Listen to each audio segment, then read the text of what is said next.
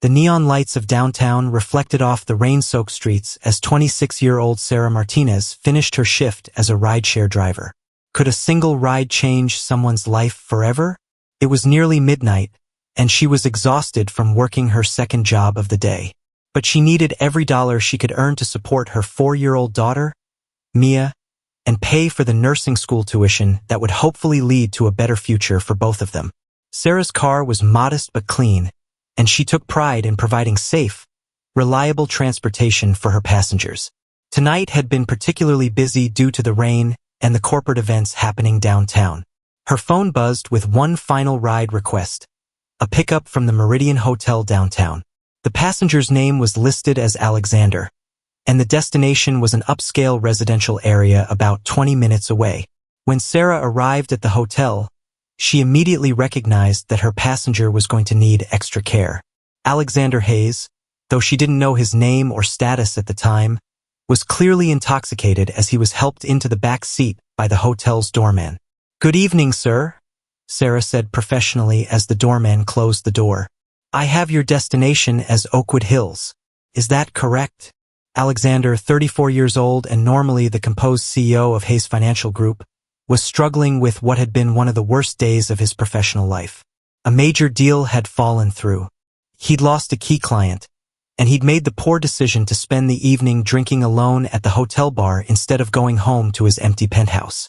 What if one act of kindness could turn despair into hope? Stay tuned to Once Upon a Voice to find out. "Yeah, that's right," Alexander mumbled, slumping against the window. "Sorry about this. I don't make a habit of—" "No need to apologize, sir," Sarah said kindly, adjusting her rearview mirror to keep an eye on him. "Everyone has difficult days. Let's just focus on getting you home safely." As they drove through the quiet streets, Sarah noticed that Alexander seemed to be struggling with more than just the effects of alcohol. He was clearly distressed about something, and her natural compassion made her want to help. "Are you feeling okay back there?" she asked gently. "Do you need me to pull over?" "No, I'm fine," Alexander said, though his voice suggested otherwise. "Just a really bad day. Lost something important at work today." "I'm sorry to hear that," Sarah replied. "Sometimes when we lose one thing, it makes space for something better to come along." Alexander looked up at the rearview mirror, catching sight of Sarah's kind eyes reflected there. "Are you always this philosophical with your passengers?" "Only the ones who look like they need to hear it," Sarah said with a gentle smile.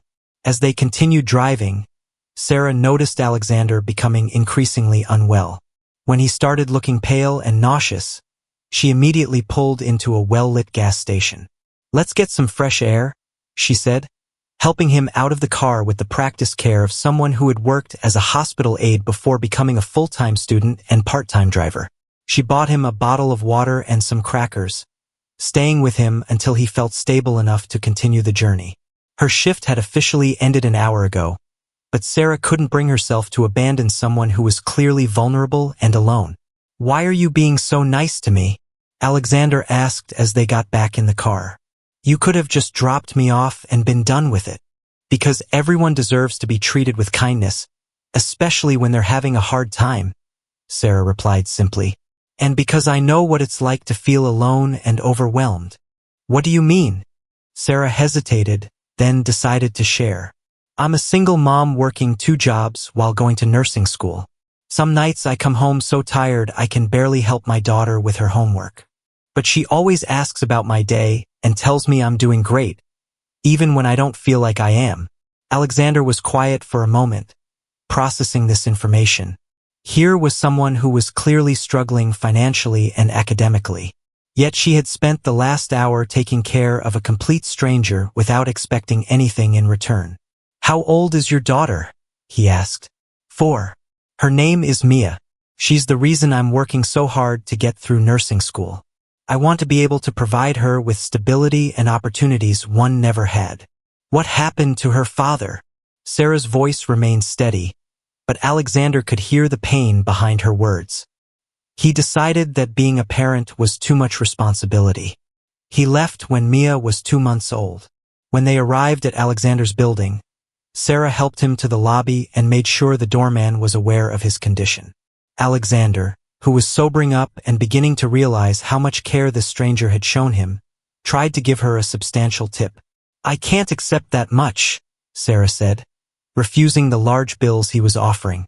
"The regular fare plus a small tip is plenty, please." "You went far beyond what anyone would expect," Alexander said. "You probably have your own problems to worry about, but you spent your evening taking care of me." "That's what people do for each other," Sarah replied. "Or at least it's what they should do." Before leaving, Sarah made sure Alexander had water, that his phone was charging, and that he had the number for a reliable cab company in case he needed anything during the night. The next morning, Alexander woke up in his own bed with a splitting headache and a business card on his nightstand. Sarah Martinez. It read with a phone number and a small note. "Hope you're feeling better today. Take care of yourself." Alexander spent the morning trying to piece together the events of the previous evening. As his memory cleared, he realized that this young woman had shown him more genuine care and compassion than he had experienced from anyone in years. More than that, he was struck by her dignity and strength.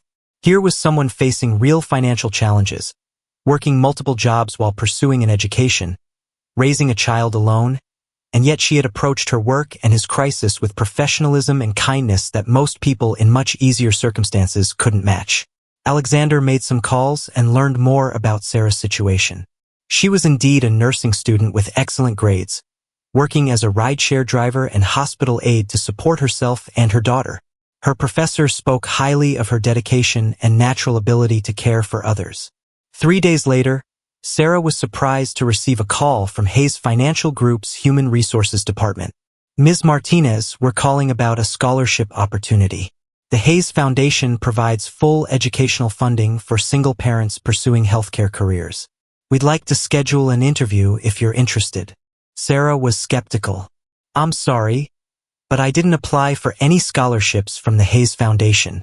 Sometimes exceptional candidates are recommended to us by people who recognize their potential," the HR representative explained. "The scholarship covers full tuition, provides a monthly living stipend, and includes guaranteed employment in our corporate wellness program upon graduation."